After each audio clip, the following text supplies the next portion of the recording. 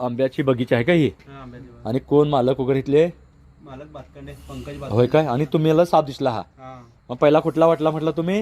हे पाण्याला सापडला. वाटला मग मारणार पण होता तुम्ही? मारणार पण होतं ते. पण त्याचं नाक साप दिसल्यामुळे आणि गप्प झालं. मारायचं नाही म्हटलं. असं जरा व्हिडिओ पकडता, असं उभंच पकडा म्हणजे त्याच्यात येतंय, लोकांना दाखवता येतंय. वरून बिचारा पडला असणारा प्रयत्न करतो मी असं काढायचा. याला फोकस करा.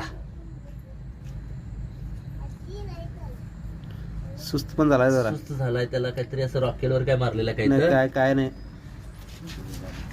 असं हा काढला. अरे बाबा, पडून गो बाबा.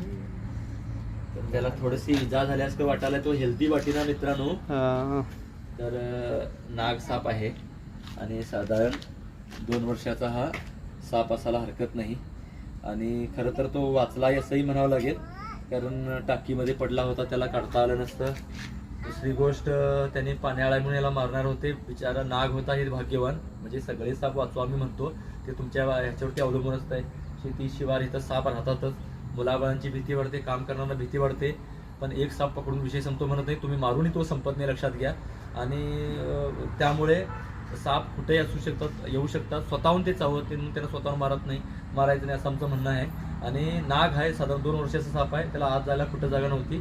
केव्हा पडल्या सांगता येते, पण साप खूप दिवस उपाशी पण राहू शकतात.